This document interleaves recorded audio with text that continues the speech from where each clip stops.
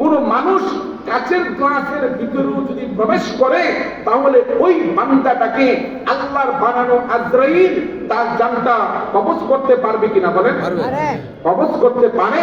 এই জন্য আল্লাহ তাআলা বলছেন আইনামা তাকুনু ইউদরিকুমুল মাউত ওয়ালাউ কুনতুম ফি বুরুজিন মুশাইয়াদা। আইনামা তাকুনু ইউদরিকুমুল মাউত, তুমি যেই কোনো জায়গায় গিয়ে তুমি পলায়ন করো না কেন, আল্লাহর আজরাইল তোমাকে সেই জায়গা থেকে টেনে টেনে নিয়ে আসবে। এই জন্য আল্লাহর আজরাইলের কাছে ধরা পড়ার আগে ওই বান্দাটা যেন সংশোধন হয়ে যায়, এই সংশোধনের ক্ষেত্রে আল্লাহ তাআলা পবিত্র কোরআনে এই আয়াতের মধ্যে আল্লাহ তাআলা বলছেন ইয়া আইয়ুহান নাস, হে মানুষ, ইয়া আইয়ুহান নাস ইয়া আইয়ুহাল্লাযীনা আমানুত্তাকুল্লাহ, হে মানুষ, হে মুমিন, তোমরা আল্লাহকে ভয় করো। ভয় করার মতো মরার আগে মুসলমান না হয়ে তুমি মৃত্যুবরণ করিও না। বলেন সুবহানাল্লাহ। আল্লাহর নবী কি বলছেন? আল মুসলিমু মান সালিমাল মুসলিমুন, মুসলমান কারে কয়? মানিল মুসলিম, মুসলিমকে, মিন লিসানিহি ওয়া ইয়াদিহি, যার হাত এবং মুখ থেকে আরেকজন নিরাপদ থাকে। আপনার হাত থেকে যদি একজন মুসলমান নিরাপদ না থাকে, আপনার এই জবান থেকে যদি আরেকজন মুসলমান নিরাপদ না থাকে, নবী বলছে সে মুসলমানই না। সে কি না? মুসলমানই না।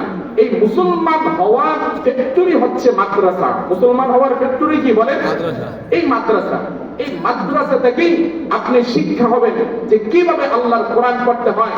আল্লাহর কোরআনটা শিখার পরে আপনার ব্রেনের ভিতরে আটকাবে কিভাবে এই কোরআনের ব্যাখ্যা করা যায়, কিভাবে এই কোরআনের তাফসীর করা যায়।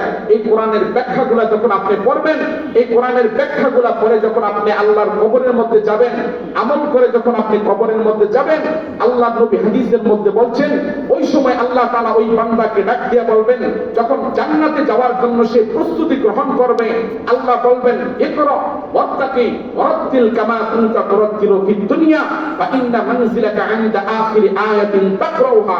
আল্লাহ নবী হাদিসের মধ্যে বলেন কেউ যদি একটা সূরা যদি কোরআনের মুখস্থ করে থাকে, ওই বান্দাটাকে আল্লাহ বলবেন, কেউ যদি আল্লাহর কোরআনের পুরো কোরআনটা যদি মুখস্থ করে, ওই বান্দাটাকে আল্লাহ ডাক দিয়া বলবেন, ওই বান্দাটাকে জান্নাতে যাওয়ার জন্য আল্লাহ কিভাবে বলবেন? আল্লাহ বলবেন, নবীজি শিক্ষা দিয়েছেন ইকরা ওয়াত্তাকি। আল্লাহ বলবেন তখন তুমি পড়ো, ওয়াত্তাকি তুমি চড়ো, ফা ইন্না মানজিলাকা ইনদা আখিরি আয়াতিন তাকরাউহা। যেই জায়গায় গিয়ে তোমার কোরআনের আয়াত পড়া শেষ হবে, ওই জায়গায় হবে তোমার জান্নাতের মধ্যে স্থান। বলেন সুবহানাল্লাহ। আপনি যদি সূরাতুল ফাতিহা আপনার মুখস্থ থাকে, আল্লাহ তাআলা ওই সময় আপনাকে বলবেন তুমি এক একটা আয়াত পড়বা, আল্লাহর বানানো জান্নাত। সূরাতুল ফাতিহায় যেহেতু 7টা আয়াত রয়েছে, আল্লাহর বানানো জান্নাত 7 তলা উপরে, তুমি উপরে উঠে যাও। বলেন সুবহানাল্লাহ। যদি কোরআনের মধ্যে 6666টা আয়াত থাকে, এই কোরআনটা যদি কেউ মুখস্থ করে, ওই বান্দাটাকে আল্লাহ বলবেন যে তুমি কোরআন পড়ো, তুমি উপরের দিকে চড়তে থাকো, যেই জায়গায় গিয়ে তোমার কোরআন পড়া শেষ হবে, ওই জায়গায় হবে তোমার স্থান। বলেন সুবহানাল্লাহ। এই জন্য মরার আগে আল্লাহর কোরআন শিখতে হবে। আল্লাহর কোরআন শিখার পরে যদি কেউ ব্যাখ্যাগুলা পড়ে পরিপূর্ণ মুমিন হয়ে যায়, ওই বান্দার জন্য হবে জান্নাত। আল্লাহর কোরআন না পড়ে কোনো বান্দা যদি কবরের মধ্যে যায়, তাহলে ওই বান্দার জন্য কবরে যাওয়ার আগেই আল্লাহ জান্নাত জাহান্নামটা সে দেখতে পাবে। নাউযুবিল্লাহ বলবেন না? এই জন্য আপনি দেখেন হাদিসের মধ্যে আসছে কোন ইমানদার বান্দা যখন পরিপূর্ণ মুসলমান রূপ নিয়ে যখন সে মৃত্যুবরণ করবে, আল্লাহর তৈরি যে জান্নাতটা আছে, ওই জান্নাতটা না দেখানো পর্যন্ত ওই বান্দার মৃত্যু হবে না। সুবহানাল্লাহ। যতক্ষণ পর্যন্ত আল্লাহ তৈরি এই জান্নাত না দেখবে, ততক্ষণ পর্যন্ত তার মৃত্যু হবে না। যদি সে পরিপূর্ণ মুসলমান হয়ে মৃত্যুবরণ করতে পারে। মুসলমান কারে কয়? আমরা কি শিখলাম এতক্ষণে? বলেন, যার হাত এবং মুখ থেকে, বলেন, যার হাত এবং মুখ থেকে অন্য মুসলমান নিরাপদ থাকে, সেই হবে প্রকৃত মুসলমান।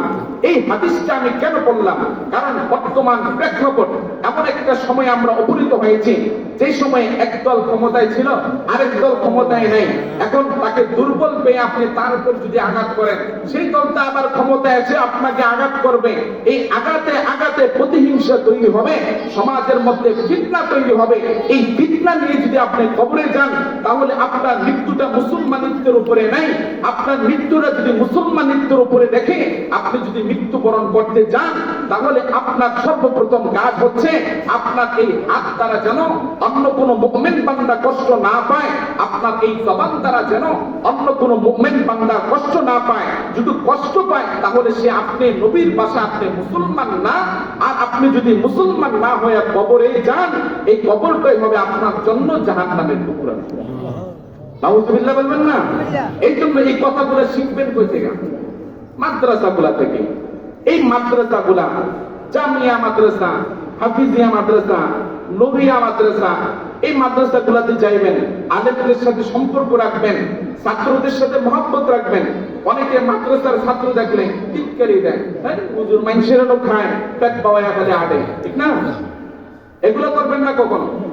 হাদিসের মধ্যে এই কথাটা আসছে, কোন আলেম যখন রাস্তা দিয়া যান, ওই আলেমদের ব্যাপারে হাদিসের মধ্যে আসছে, ইন্নাল আলিমা ইস্তাগফির লাহু মান ফিস সামাওয়াতি ওয়া মান ফিল আরদ হাত্তা আল হাইতান ফি জাওফিল মা ওয়ান নামলাতু ফি হুজরিহা। এই তালিবুল আলেম, আলেম যারা রাস্তা দিয়া যদি হাঁটে, এই হাঁটার ক্ষেত্রে যদি তার কোনো গুনাহ হয়ে যায়, তার যদি কোনো গুনাহ হয়ে যায়, আলেমের গুনাহ হয়নি বলেন? আলেমরা কি ফেরেশতা? না। হ্যাঁ, ফেরেশতা না। আপনাদেরকে শয়তান যতটুকু ধোঁকা দেয়, এর চাইতে 1000 গুণ বেশি ধোঁকা দেয় আমারে। আমার মতো হুজুর যারা আছে তাদেরকে ধোঁকা দেয়। নাকি নবীজি হাদিসের মধ্যে বলতো না? বুখারীর মধ্যে আসছে, খায়রুল খিয়ারি খিয়ারুল উলামা ওয়া শাররুশ শিরারি শিরারুল উলামা। আলেমদের মধ্যে যারা ভালো তারা ফেরেশতার চেয়েও ভালো, আর যারা খারাপ তারা শয়তানের চেয়েও নিকৃষ্ট। আপনাকে যতটুকু শয়তান ধোঁকা দেয়, এর চাইতে 1000 গুণ বেশি ধোঁকা দেয় একজন হক্কানি দ্বীন বুঝনেওয়ালা একজন আলেমকে। এই জন্য এই আলেম যদি কোনো অন্যায় করে ফেলে, কোনো ভুল করে ফেলে, ওই অন্যায়ের জন্য ওই বান্দাটা ক্ষমা চাওয়ার আগে আসমান জমিনের মধ্যে যা কিছু রয়েছে সবগুলো আল্লাহর কাছে ক্ষমা চাইতে থাকে। সুবহানাল্লাহ বলবেন না? হাদিসের অর্থ, ইন্নাল আলিমা ইস্তাগফির লাহু, নিশ্চয়ই আলেম যারা তাদের জন্য ক্ষমা চাইতে থাকে। কারা? মান ফিস সামাওয়াতি ওয়া মান ফিল আরদ, আসমান জমিনে যা কিছু রয়েছে, যত সৃষ্টি আছে, সমস্ত সৃষ্টি ওই বান্দার জন্য আল্লাহর কাছে ইস্তিগফার করতে থাকে। বলেন সুবহানাল্লাহ। যেই কথাগুলো বলেছি, আল্লাহ আমাদেরকে আমল করার তৌফিক দান করুন। আমাদের জবান এবং আমাদের হাতের মাধ্যমে যেন অন্য কোন মুমিন মুসলমান যেন কষ্ট না পায়। বলেন আমিন। সামনে রমজান মাস আসতেছে। এই মাস রজব মাস শুরু হয়ে, রজব মাস শেষ, শাবান মাস শুরু হয়ে গেল। এই শাবান মাসেই আমাদের সবচেয়ে বেশি প্রস্তুতি নিতে হবে রমজানের জন্য। কেন প্রস্তুতি নেবেন? এখন থেকে আপনার ট্রেনিং দিতে হবে। আপনার এই হাতের ট্রেনিং, এই হাত দ্বারা যেন আরেকজন মুসলমান কষ্ট না পায়। কারণ রমজানে একটা অন্যায় করলেও ডাবল, একটা নেক করলেও ডাবল হয়ে যায়। এই জন্য আপনি এখন থেকে প্রস্তুতি নিবেন। আল্লাহ তাআলা আমাদেরকে যেই কথাগুলো বলেছি, আল্লাহ তাআলা আমাদের সকলের ভিতরে এই ইখলাসের নিয়তে এই কথাগুলো ভিতরে রেখে আমল করার তৌফিক দান করুন। সবাই বলুন আমিন। আসসালামু আলাইকুম ওয়া রাহমাতুল্লাহি ওয়া বারাকাতুহু।